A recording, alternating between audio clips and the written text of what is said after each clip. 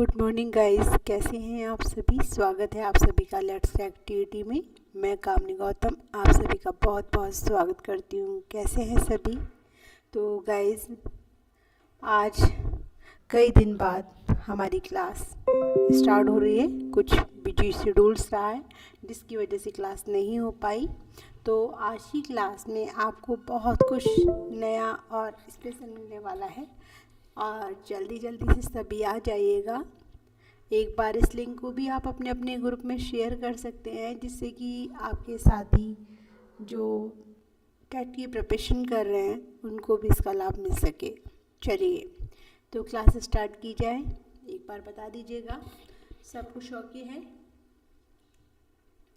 तो देखिए क्वेश्चंस बहुत अच्छे हैं सारे। आपके जो भी मैंने अब तक तैयार कराए हैं उससे अलग कुछ भी नहीं पूछा गया है। तो पहला प्रश्न आप सभी के सामने आपकी स्क्रीन पर आता हुआ, उससे पहले बेस्ट ऑफ लक, अच्छे से सोच समझ कर दीजिएगा जवाब। ओके तो स्टार्ट करें। तो देखिए पहला प्रश्न आप सभी के सामने आता हुआ, क्वेश्चन किस तरीके से है जवाब दीजिएगा। ओके चलिए तो यहाँ पर बात करें पहले प्रश्न की। तो देखिए कौन वर्ण घोष नहीं है। ए, छ, अ, ड। तो आपको बताना है कि कौन सा वर्ण घोष नहीं है। ठीक है तो जल्दी से कमेंट करें और जवाब दें। तो आप जानते हैं कि घोष वर्ण कौन सा होता है। देखिए घोष वर्ण उस वर्ण को कहते हैं जिन वर्णों को बोलते समय हमारी स्वर तंत्रियाँ खुलकर कंपन करती हैं, उन्हें घोष वर्ण कहा जाता है। और यहाँ हमारी स्वर तंत्रियाँ खुलकर कंपन नहीं करती, उन्हें अघोष कहा जाता है। ठीक है अब देखिए और बताइए। तो आपने देखा है कि हिंदी वर्णमाला का सभी वर्ण स्वर तथा व्यंजन के प्रत्येक वर्ग से लिए गए हैं। यानी कि आप देखेंगे तो छ, अ और ड और ए चार आपके सामने ऑप्शन है। सही जवाब की बात करें तो आपका सही आंसर क्या है, घोष नहीं है यानी कि अघोष है। ओके अब कैसे, तो देखिए आपने देखा क्या, समझिए पहला, तीसरा और पांचवा क्या कहलाता है, ये कहलाता है अघोष। ठीक है और दूसरा और चौथा वर्ण कहलाता है आपका घोष या फिर कह सकते हैं सघोष। ठीक है अब देखिएगा ए, अ ये क्या है आपके स्वर। अब बात करें तो क, ख, ग, घ, ण, च, छ, ज, झ, ञ। तो आप देखेंगे पहला, तीसरा, पांचवा मैंने आपको बताया। तो इसमें दूसरा वर्ण क्या है आपका, ये है आपका भाई क्या है, पहला, तीसरा, पांचवा, ये है आपके अघोष। और यहाँ पर फिर क्या हो जाएगा, दूसरा और चौथा मैंने क्या बताया आपको, घोष। तो यहाँ पर कौन वर्ण घोष नहीं है, जल्दी से आंसर दीजिएगा। Answer please. देखिए यहाँ ग, ज, ड घोष वर्ण हैं आप जानते हैं। और बात करें तो यहाँ पर 6 वर्ण क्या है भाई, 6 आंसर दीजिएगा। तो मैंने बताया पहला, तीसरा, पांचवा है ना भाई, क्या बताया पहला, तीसरा और पांचवा, ये क्या है आपके, ये हैं आपके अघोष। ठीक है और बात करें, हेलो देशराज, नमस्कार, कैसे हैं आप। स्वागत है आप सभी का लेट्स एक्टिविटी में। तो देखिए यहाँ पर हम बात कर रहे हैं पहले प्रश्न की। तो इसमें मैंने आपसे पूछा कौन सा वर्ण घोष नहीं है। अभी मैंने आपको क्या बताया था, अभी मैंने आपको बताया था भाई, देखिए सॉरी एक दोबारा से मैं आपको समझा देती हूँ। ठीक है सघोष वर्ण मैंने आपको बताया कि जिन वर्णों को बोलते समय जो हमारी स्वर तंत्रियाँ होती हैं वो खुलकर कंपन करती हैं, तो उन्हें क्या कहा जाता है, उन्हें कहा जाता है क्या, घोष। ठीक है और यहाँ खुलकर कंपन नहीं करती, वहाँ होता है आपका अघोष। अब याद रखिएगा एक बात, पहला, तीसरा, पांचवा ये होता है आपका किसमें, अल्प प्राण में। समझ में आया। और यहाँ पे दूसरा और चौथा होता है आपका महाप्राण वर्ण। अब बात कर रहे थे, ध्यान से हट गया जरा, बात कर रहे थे हम घोष और अघोष वर्ण की। तो देखिएगा आपको मैं बता देती हूँ कि घोष वर्ण होता है आपका तीसरा, चौथा, पांचवा वर्ण, ठीक है। और अघोष की बात करें तो पहला और दूसरा वर्ण होता है। ओके, तो देखिए तीसरा, अब यहाँ पे च छ, तो आपका जो सेकंड ऑप्शन है ना वो किसका है पता है आपको? अघोष है ये, ना कि सघोष, ठीक है। तो पहले का बी ऑप्शन बिल्कुल सही है। ओके, दूसरा समझ में आया? आगे देखिएगा नेक्स्ट, किस शब्द में री स्वर नहीं है? कृपा, कृष्ण, दृष्टि, रिवाज। तो जल्दी से कमेंट करें और बताएं जवाब, आंसर दीजिएगा। किस शब्द में री स्वर नहीं है? तो आप जानते हैं कि री हम कैसे करते हैं, री का प्रयोग इस तरीके से किया जाता है, ठीक है। तो कृपा में जो र बना हुआ है वो री का निकला है, कृष्ण में भी री का निकला है, दृष्टि में भी री का निकला है, लेकिन यहाँ पर हम देखें तो र के साथ ई की मात्रा है, तो आपका डी ऑप्शन यहाँ पर क्या हो जाएगा? सही जवाब होगा। ओके, बहुत बढ़िया त्यागी जी, शाबाश। आगे देखिएगा नेक्स्ट, किन ध्वनियों को अनुस्वार कहा जाता है? स्वर के बाद आने वाली नासिक्य ध्वनियाँ, स्वतंत्र रूप से उच्चारित ध्वनियाँ, स्वर के साथ आने वाली ध्वनियाँ, या व्यंजन के बाद में आने वाली ध्वनियाँ। तो जल्दी से कमेंट कीजिए भाई, किन ध्वनियों को अनुस्वार आप जानते हैं ना किसे कहा जाता है? तो बस आंसर दीजिएगा, क्या होना चाहिए जवाब? तो देखिए यहाँ पर जो सही जवाब होगा कि आपने देखा कि स्वर के बाद आने वाली नासिक्य ध्वनियों को क्या कहते हैं? हम अनुस्वार कहा जाता है, ठीक है। तो कैसे, देखिए समझिएगा, आप देखेंगे तो यहाँ पर अनुस्वार भी कहा जा सकता है, और आप देखेंगे कि हम अनुस्वार में आप देखेंगे क्या, इन्हें अनुनासिक की हम बात करें, अनुनासिक में क्या होता है कि यहाँ पर आपका चंद्र जमा बिंदु, इन दोनों का प्रयोग किया जाता है, ठीक है। अब ध्वनियों को क्या, हाँ आपने देखा कि एक इसमें विसर्ग होता है और एक इसमें अंकी बिंदी का प्रयोग किया जाता है, जिसे हम कहते हैं दोनों को अयोग वाहा। और अयोग वाहा में एक जो आपका बिंदु होता है ना, उसे हम कहते हैं क्या? अनुस्वार, ठीक है। तो आपका राइट आंसर क्या हो जाएगा? पहला ही विकल्प, कि स्वर के बाद क्या है, जैसे कि आप देखेंगे प त ग। अब इसमें हम क्या है, अंकी बिंदी लगाते थे, तो तुरंत स्वर के बाद जब हम किसी भी वर्ण का प्रयोग करते हैं तो वो किस में चेंज हो जाती है भाई? उसमें आपको व्यंजन प्लस स्वर दोनों को देखने को मिलता है। तो आपका राइट आंसर पहला ही विकल्प सही है।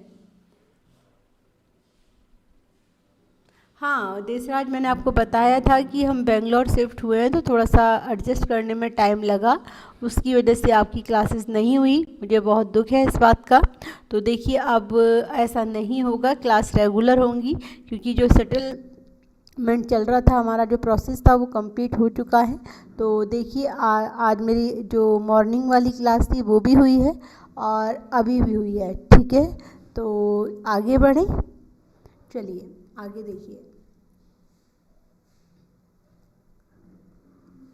किस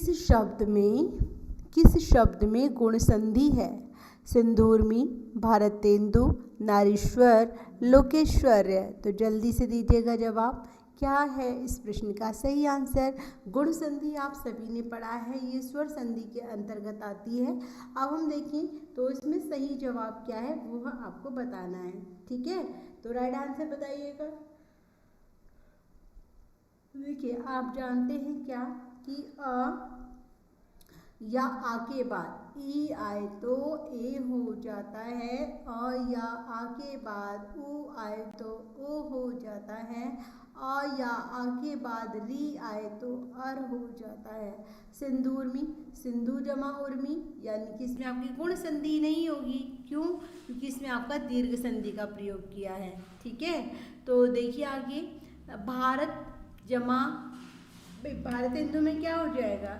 तो आप देखेंगे भारत जमा इंदु, यानी कि आपका जो राइट आंसर है वो बी ऑप्शन ही इसका सही जवाब है। कैसे, देखिए भारत जमा क्या है भाई, इसमें इंदु, तो यहाँ पर भारत अ आया, यहाँ ई आया, अ ई बराबर क्या होता है ए, तो आपका यहाँ पर संधि कौन सी हुई, संधि हुई आपकी गुण संधि। समझ में आया, क्लियर हुआ? चलिए बहुत बढ़िया, देशराज प्रदीप की शाबाश। आगे देखिएगा नेक्स्ट, देखिए वृक्ष छाया, वृक्ष छाया का संधि विच्छेदन क्या होगा, वृक्ष जमा छाया, वृक्ष जमा छाया, वृक्ष छाया या वृक्ष जमा छाया। तो जल्दी से कमेंट कीजिए और शुद्ध वर्तनी वाला शब्द आप चयन कीजिए, तो बिना किसी देरी के मिल जाना चाहिए आंसर। सो प्लीज़ जल्दी करें। देखिए हम बात कर रहे हैं ना यहाँ पर संधि की, तो संधि आपने सभी ने पढ़ा है, क्या है संधि का, तो हम देखेंगे यहाँ पर, देखिए वृक्ष जमा छाया, ठीक है, क्योंकि आप देखेंगे इसमें विसर्ग संधि का भी प्रयोग नहीं हुआ है, ठीक है।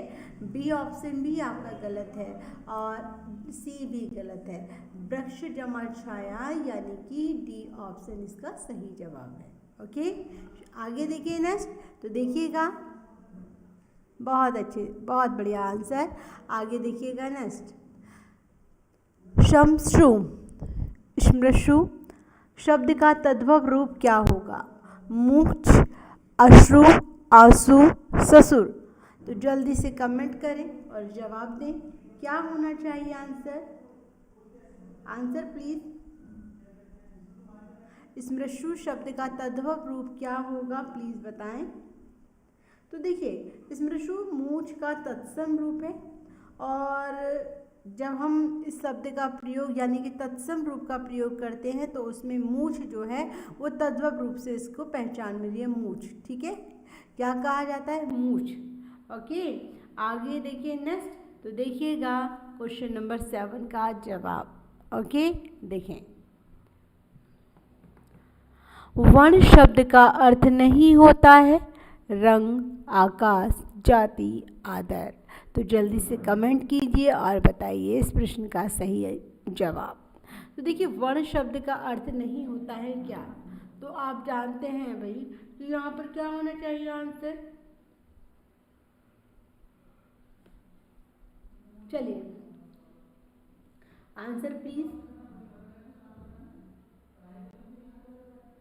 तो अब देखें वर्ण के पर्यायवाची की हम बात करें तो आप देखेंगे वर्ण को रंग भी कहा जाता है, जाति भी कहा जाता है और अक्षर भी कहा जाता है, लेकिन आकाश वर्ण का एक समानार्थी शब्द नहीं है। ओके, तो यहाँ पर आपका बी ऑप्शन सही जवाब होता है। आगे देखिए नेक्स्ट, कौन सा शब्द कमल का पर्यायवाची नहीं है, जलज, अंबुज, मनसिज, पंकज। तो जल्दी से कमेंट करें और बताएं जवाब। देखिए कौन सा शब्द कमल का पर्यायवाची नहीं है, पर्यायवाची आप सभी जानते हैं, सभी ने पढ़े हैं, तो क्या होना चाहिए आंसर, प्लीज बताएं। देखिए यहाँ पर आपका जो राइट आंसर है वो कौन सा सही है, बस वही मैं आपको बताने जा रही हूँ, ठीक है। चलिए, कमल के पर्यायवाची शब्द कौन कौन से हैं, पहले तो हमें ये पता होना चाहिए, तभी तो हम सही भाई जो आंसर गलत दिया है उसको सिलेक्ट कर सकते हैं ना। तो देखिएगा, तो यहाँ पर हम देखेंगे जलज, देखिए बहुत सारे नाम हैं जो पहचान मिली है, जलज है, सरोज, पंकज, नीरज, अरविंद और कुंज, सिद्धि, सतदल, अंबुज और सरसिज, पलिन, राजीव, पुंडरी और आपका पुष्कर। तो इसमें देखिए और बताइएगा, त्यागी जी ने बता दिया है बी ऑप्शन। देखिए तो राइट आंसर जो आपका क्वेश्चन नंबर 9 का मुझे मिला है, बी आंसर दिया है, तो यहाँ पे सही आंसर है आपका सी आंसर इसका करेक्ट जवाब है। भाई मनसिज नहीं दिया किसी ने, बी ऑप्शन मुझे मिला है। क्या अंबुज, अच्छा कमल का पर्यायवाची पूछा है ना इसमें, तो देखिए यहाँ पर अंबुज किसका पर्यायवाची है, बताइएगा। अम्बुज, क्या ये कमल का पर्यायवाची नहीं है? इसका सही आंसर होगा सी ऑप्शन। समझ में आया? इसका राइट आंसर क्या होगा? सी आंसर इस प्रश्न का सही जवाब है। क्यों? यदि किसी को दिक्कत है तो पूछ सकते हैं आप, ठीक है। चलिए, और हाँ, आपको ये भी पता होना चाहिए कि मनसिज का पर्यायवाची क्या होता है। ओके, तो बताया जाए, जल्दी से बताएं। तो देखिए यहाँ पर मैं आपको बता दूं, मनसिज का पर्यायवाची होता है कामदेव भी कह सकते हैं, पुष्प धुना भी आप कह सकते हैं, ठीक है, रतिपति भी आप कह सकते हैं। तो आपका राइट आंसर सी ऑप्शन होगा। आगे देखिए नेक्स्ट, जिसका मन व ध्यान दूसरी तरफ हो के लिए एक शब्द क्या है? मतलब देखिएगा, क्वेश्चन नेक्स्ट है, जिसका मन व ध्यान दूसरी तरफ हो के लिए एक शब्द होगा क्या? मनन, वे ध्यान, मनवा, अन्य मनसक। तो जल्दी से कमेंट कीजिए और बताइए इस प्रश्न का जवाब। आंसर दीजिएगा please. Deshraj, Pradeep, answer question number 10। आप सभी के सामने क्वेश्चन बहुत अच्छा है, तो सोच समझ कर दीजिएगा जवाब। तो देखिए क्या मिलता है आपका आंसर। देखिए, आपको पता होना चाहिए यहाँ पर सही आंसर क्या होना चाहिए भाई। जब हम भाषा की देखते हैं ना कि भाषा में कितनी सभ्यता या सरलता देखी जाती है, भाषा में मिठास देखी जाती है, अपने भावों को किस तरीके से हम दूसरों के सामने एक भाषिक शैली में क्या है प्रेजेंट करते हैं, ठीक है, उसमें अपने विचारों की अभिव्यक्ति करते हैं। तो किसी शब्द समूह के लिए एक ऐसे शब्द का प्रयोग करते हैं जो उस समूह का पूरा क्या प्रदान करता है, अर्थ प्रदान करता है ना। तो ऐसे शब्द जो होते हैं उनके लिए एक शब्द क्या है भाई, एक शब्द होता है, उसे क्या कहा जाता है? जल्दी से बताइएगा। अन्य मनसक, बिल्कुल। जो आपका, एक सेकंड, हाँ जी,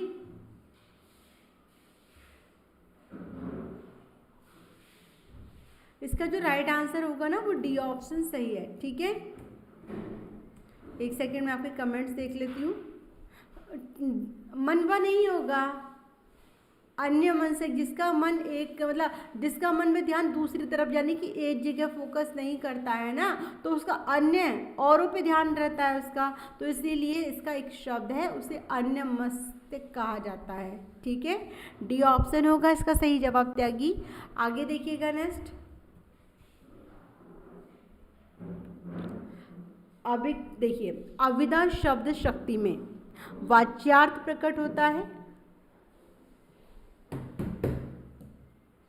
लक्ष्यार्थ प्रकट होता है, व्यंग्यार्थ प्रकट होता है या विचित्र अर्थ प्रकट होता है। तो अविदा शब्द शक्ति आपने पढ़ी है, शब्द शक्ति कितने प्रकार की होती हैं, तो यदि आपको पता होगा तो आपको बताना है कि अविदा शब्द शक्ति में कौन सा अर्थ प्रकट होता है, प्लीज बताइएगा आंसर।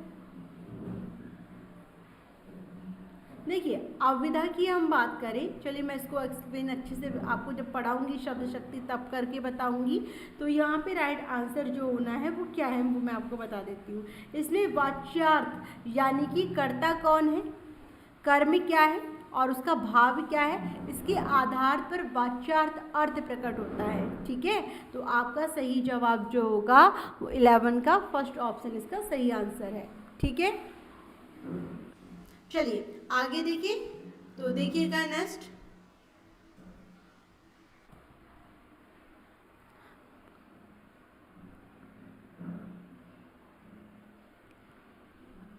अच्छा देशराज, चलिए तो देखिए यहाँ पे डी ऑप्शन वो वैसे अच्छा शब्द शक्ति किस किसने पढ़ा है मुझे बताइए।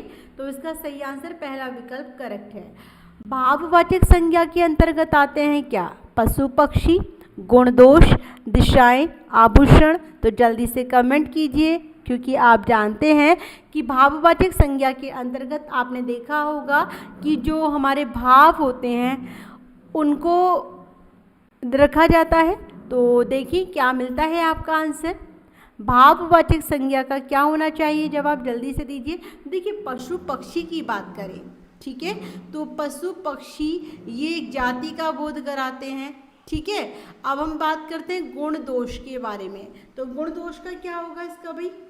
सही जवाब, जिस शब्द से किसी व्यक्ति या वस्तु के गुण दोष या धर्म दशा आदि का बोध होता है उसे हम भाववाचक संज्ञा कहते हैं। ठीक है, तो यहाँ पर आपका राइट आंसर क्या हो जाएगा? राइट आंसर होगा आपका बी ऑप्शन। ठीक है, क्लियर है? बताइएगा देशराज, प्रदीप जी, समझ में आ रहा है? आगे देखिए नेक्स्ट। तो देखिए, मदन काली पतलून पहनकर खेलने आया, तो विशेषण क्या है? काली पतलून मदन खेलना। तो जल्दी से देखिए यहाँ पर विशेषता क्या बताई जा रही है, बस यही आपको बताना है। तो देखिए, जो संज्ञा या सर्वनाम की विशेषता बताते हैं वो शब्द विशेषण कहलाते हैं। ठीक है, तो यहाँ पर आपने देखा मदन क्या है? संज्ञा, और पतलून पहनकर खेलने गए, यहाँ पर क्या है? वो क्रिया कर रहा है खेलने की।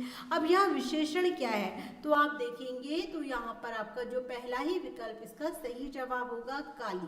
भाई पतलून की विशेषता क्या है कि वो काली है, तो आपका पहला विकल्प इसका सही जवाब होगा। ठीक है, ओके, आगे देखिए, बहुत अच्छे, आगे देखिएगा नेक्स्ट। वहाँ मोहन के डैश कोई नहीं था वाक्य में रिक्त स्थान पर प्रयुक्त होगा क्या? या, और, अलावा, अथवा। तो क्या होगा इसमें? देखिए कि सटीक ऑप्शन कौन सा होना है यहाँ पर। वहाँ मोहन के कोई नहीं था, जल्दी से बताइएगा।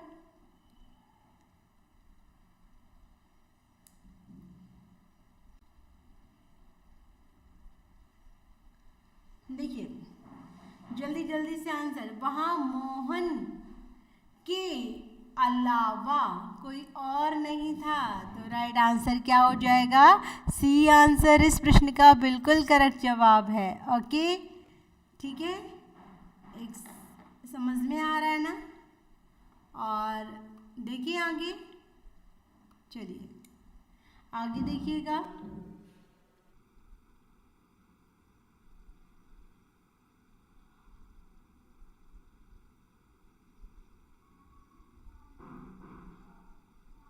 निजराज, नेक्स्ट अलावा होगा। ठीक है, आगे देखिए, हमें सफलता मिलने तक प्रयास करना चाहिए, इस वाक्य में तक है क्या? समुच्चय बोधक अव्यय, क्रिया विशेषण, संबंध बोधक अव्यय, विस्मयादि बोधक अव्यय। तो जल्दी से बताइएगा। देखिए अब यहाँ पर आपसे पूछा गया है कि हमें सफलता मिलने तक प्रयास करना चाहिए, इस वाक्य में तक है, तक दिया है ना, तो यहाँ पर क्या आना चाहिए?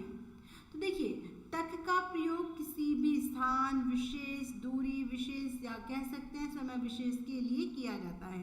ठीक है, तो यहाँ पर आप देखेंगे कि हमें सफलता मिलने तक प्रयास करना चाहिए, तो यहाँ पर आपका सही जवाब क्या हो जाएगा? विस्मयादि बोधक तो होगा नहीं, क्योंकि विस्मयादि बोधक में क्या है? हर्ष, उल्लास, गम, ये सब का प्रयोग किया जाता है, क्रिया विशेषण भी नहीं होगा।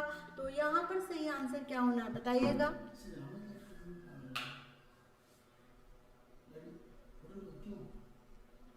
तो देखिए राइट आंसर क्या होना है बताइएगा।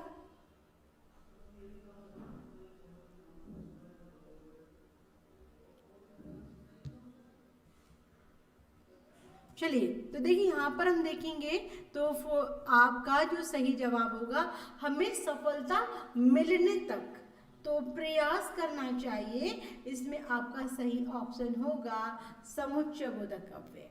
ओके, आगे देखिए नेक्स्ट। को और के लिए किस कारक के चिन्ह है? तो को और के लिए तो आप देखेंगे संप्रदान कारक, करण कारक, अपादान कारक, संबोधन कारक। तो जल्दी से बताइएगा। कर्ता ने कर्म को देखिए आप पढ़ते हैं ना कारक चिन्ह, तो कारक चिन्ह में हम क्या देखते हैं? कर्ता ने कर्म को, ठीक है, करण, भाई करण कारक, कर्ता ने कर्म को, करण के लिए, अपादान से अलग, ये सभी आप समझे पढ़े होंगे। ठीक है, तो यहाँ पे संप्रदान का क्या होता है भाई? के लिए का प्रयोग भी किया जाता है और को का प्रयोग भी किया जाता है, पहला ही विकल्प इसका सही जवाब होगा। को या के लिए का प्रयोग जो हमारा मुख्य कर्म ना होकर गौण कर्म होता है ना, के साथ संप्रदान कारक के साथ माना जाता है। जैसे कि मैंने छात्रों को व्याकरण के नियम पढ़ाए, तो इसमें को क्या है, संप्रदान कारक का चिन्ह है। ठीक है, तो के लिए के साथ साथ को भी आता है, याद रखिएगा। आगे देखिए, हेलो संजय जी, नमस्कार, कैसे हैं आप। तो आगे देखिए, नेक्स्ट, बहुत बढ़िया, शाबाश। आगे देखिएगा नेक्स्ट, उद्देश्य और विधेय किसके अंग हैं। वाक्य, रचना, शब्द, अर्थ। तो जल्दी से दीजिएगा जवाब, क्या है इस प्रश्न का सही उत्तर। भाई उद्देश्य और विधेय आप सभी ने पढ़े हैं ना, तो जल्दी से बताइएगा क्या होना चाहिए आंसर, क्या होगा जवाब। देखिए, आपने पढ़ा है कि कर्ता जो होता है वो उद्देश्य होता है, और विधेय जो होता है उसमें उसकी क्रिया होती है। ठीक है, कर्ता, उद्देश्य, विधेय तथा क्रिया आदि सभी किसके अंग होते हैं, ये होते हैं आपके वाक्य के अंग। समझ में आया। जैसे कि आपने देखा, एक मैं आपको बताती हूँ तो आपको समझ में आ जाएगा। राम ने खाना खा लिया। ठीक है, अब आपसे पूछा जाए कि यहाँ पर उद्देश्य क्या है। ठीक है, तो यहाँ पर कर्ता, कर्ता कौन है, राम। भाई राम ही तो खाना खा रहा है, तो ये क्या होगा, हमारा उद्देश्य होगा। समझ में आया। अब खाना क्या होगा, खाना, तो यहाँ पर भी राम क्या कर रहा है, खाना खाने का कार्य कर रहा है, तो यहाँ पर ये हमारा विधेय होगा, याद रखिएगा। ठीक है, आगे देखिए, तो यहाँ पर आपका पहला ही विकल्प इसका सही जवाब है। नेक्स्ट, तेंदुलकर ने एक ओवर में 5 छक्के लगाए। इस वाक्य में उद्देश्य क्या है, आप आसानी से कर सकते हैं, अभी बताया था ना। तो छक्के, तेंदुलकर, ओवर या 5, तो जल्दी से कमेंट करें और बताएं जवाब। अभी मैंने आपको बताया था कि जो कर्ता होता है उसी को उद्देश्य कहा जाता है। तो यहाँ पर कर्ता कौन है, तेंदुलकर, क्योंकि तेंदुलकर ने ही एक ओवर में 5 छक्के लगाए हैं। तो आपका सही आंसर हो जाएगा बी ऑप्शन। ठीक है, आगे देखिए, चलिए आगे देखिएगा, विराम चिन्ह का नाम क्या है। अर्ध विराम, विराम, अल्प विराम या हंस विराम। तो जल्दी से बताइएगा क्या होगा इस प्रश्न का सही आंसर। देखिए, आप जानते हैं कि वाक्य में विराम के लिए अनेक विराम चिन्हों का प्रयोग किया जाता है। ठीक है, और ये मुख्य किसका कार्य करते हैं, ठहराव का, विश्राम का, रुकने का कार्य करते हैं। ठीक है, अब यहाँ पर आपसे पूछा है कि यहाँ पर विराम चिन्ह का नाम क्या है, तो यहाँ पर हम आधा विराम लें तो मुख्य रूप से क्या है भाई, आपका क्या हो जाएगा संजय जी, जल्दी से बताएं, आंसर दीजिएगा, आंसर प्लीज। देखिए, यहाँ पर राइट आंसर होगा आपका, यहाँ अल्प विराम की अपेक्षा कुछ अधिक देर तक रुका जाए, जैसे कि सूर्यास्त अस्त हो गया और ललिमा का स्थान कलिमा ने ले लिया। तो यहाँ पर आप देखेंगे तो आधी बात को पूरा कर कर तब दूसरी बात को स्टार्ट किया है। तो आपका राइट आंसर होगा इसमें कौन सा ऑप्शन, अब तो क्लियर हो गया होगा, पहला विकल्प अर्ध विराम चिन्ह का नाम क्या है, अर्ध विराम भी कहते हैं। ठीक है, विराम ही तो पूछा है संजय, तो आप विराम को विराम नहीं कह सकते हैं, विराम को आज यहाँ पर विराम, अर्ध विराम, ये हंस पद, अल्प विराम और आपका क्या कहते हैं लोपक, या फिर कह सकते हैं हंस पद, ये इसके अन्य नाम है, लेकिन विराम चिन्ह का मुख्य अर्थ होता है ठहराव। ठीक है, तो इसीलिए आपका पहला ऑप्शन बिल्कुल सही है। विराम चिन्ह और विराम में कोई अंतर नहीं है, समझ में आया।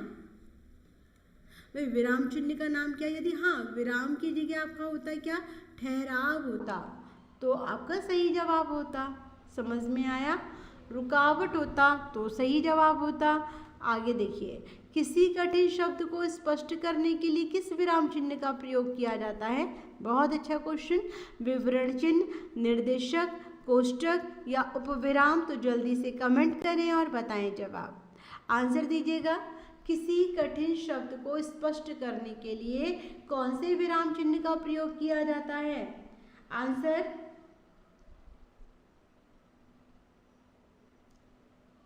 देखिए, आपने देखा कि भाई मान लीजिए आप कहते हैं कि ग्रह है, अब ग्रह आपको समझ में नहीं आया तो आप क्या करते हैं, सरल भाषा में आप उसको लिख लेते हैं, यही तो होता है ना।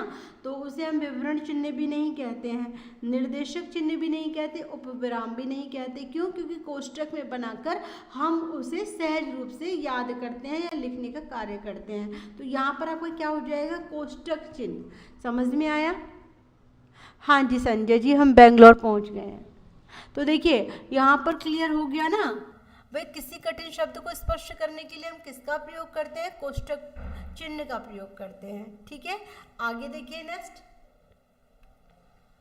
अवसर का लाभ उठाने के लिए उपयुक्त शब्द क्या होगा? उपयुक्त देखिए, बहती गंगा में हाथ धोना, आकाश पाताल एक करना, फूला ना समाना, अंगारों पर पैर रखना। तो आप जानते हैं कि अवसर का लाभ उठाना, इसके लिए उपयुक्त विकल्प कौन सा होगा, बताइए।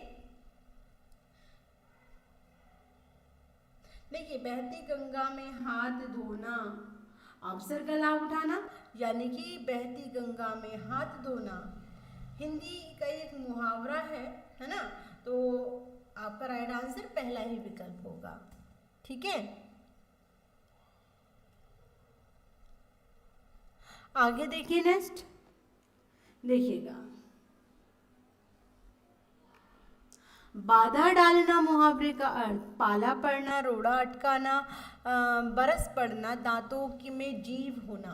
तो देखिए बाधा डालना मुहावरे का अर्थ क्या होगा, तो आप जानते हैं ये तो बहुत ईजी है। बाधा डालना यानी कि रोड़ा अटकाना होगा। ठीक है, क्या होना है यहाँ पर, तो आपका भाई पाला पड़ना तो गलत हो जाएगा भाई, कहीं पे बाधा डालना यानी कि रोड़ा बनना। तो आपका जो राइट आंसर है वो बी ऑप्शन होगा। ठीक है, आगे देखिए। अपना हाथ जगन्नाथ का अर्थ क्या होता है, मनमानी करना, अपना हाथ पूजनीय होना, अपने हाथ से काम करना ही उपयुक्त होता है, या अपने हाथ से दान करना। यानी कि अपना हाथ जगन्नाथ, इसका अर्थ क्या होगा, जल्दी से बताइएगा। अपने हाथ द्वारा किया गया कार्य ही वो सफल होता है, सही होता है। तो यानी कि अपने हाथ से काम करना ही उपयुक्त होता है। आपका सी ऑप्शन इसका सही जवाब होगा। ठीक है, क्वेश्चन नंबर 23, कोई दिक्कत, कोई समस्या तो बता दीजिएगा आप। आगे देखिएगा नेक्स्ट। मैं तुम सबको खूब समझता हूँ, तुम सब एक जैसे हो के लिए उपयुक्त क्या है?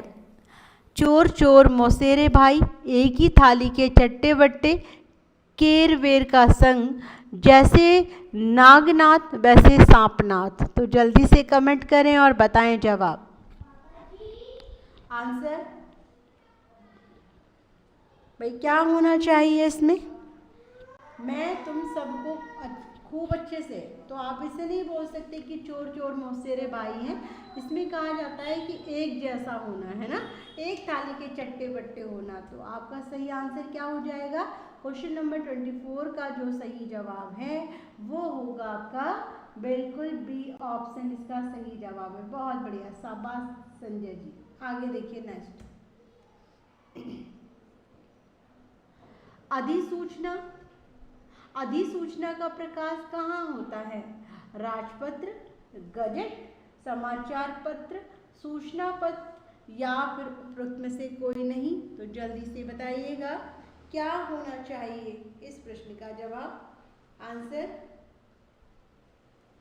देखिए आप जानते हैं कि गजट या फिर कह सकते हैं राजपत्र के लिए अधिसूचना का प्रकाशन में प्रकाशन होता है। किसके लिए होता है? गजट के लिए तो होता है ना, जिसमें हम सूचनाओं को रखते हैं। अधिसूचना का प्रकाश कहाँ होता है? राजपत्र या फिर कह सकते हैं गजट भी। ठीक है, आगे देखिए। तो आगे देखिए नेक्स्ट। निविदा सूचना का उद्देश्य होता है क्या? जल्दी से बताइए क्या होना चाहिए। देखिए स्वविमान की आपूर्ति करवाना, सामान की नीलामी, निर्माण कार्य करवाना, या उपरोक्त सभी।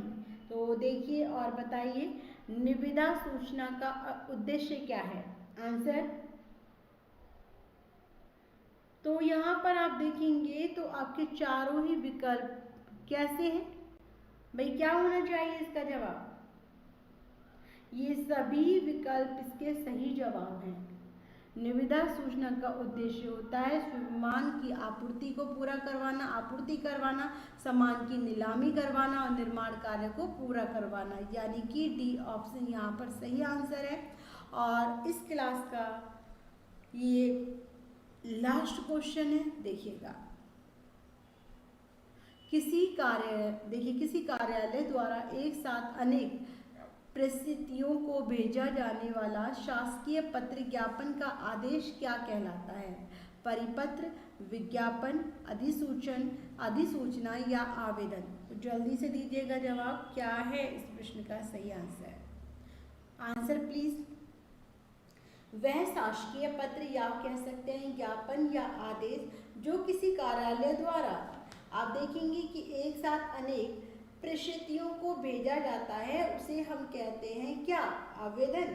नहीं, उसे हम कहते हैं परिपत्र। यानी कि इस क्वेश्चन का जो सही आंसर है वो पहला ही विकल्प इसका सही जवाब है। ठीक है, तो आज की क्लास के 27 क्वेश्चन ही आज की क्लास में, और 27 क्वेश्चन होते हैं कंप्लीट। बहुत अधिसूचन नहीं कहा जाता है संजय, परिपत्र कहा जाता है उसे। तो आपका जो आज के क्वेश्चन कंप्लीट होते हैं। तो डेली प्लीज़ आप 5 बजे क्लास में आ जाया कीजिए और संख्या बढ़ाइए। आगे रेगुलर क्लास होंगी आपके, कोई भी दिक्कतें नहीं आएंगी, ना नेटवर्क इशू होने वाला है। तो बस यही कहना चाहूँगी, अच्छे से पढ़ते रहें, अपना ख्याल रखें। कोई भी दिक्कत आए तो आप मेरे साथ डिस्कस करेंगे, ठीक है। तो thank you so much guys जुड़ने के लिए। क्लास अच्छी लगी हो तो लाइक कीजिएगा। ओके देशराज, संजय जी बहुत बहुत धन्यवाद। और प्लीज़ बस यही कहूँगी, 11 बजे नित्य क्लासेस और 5 बजे लेट्स एक्टिविटी पर डेली क्लास में आइएगा। Okay, thank you so much guys.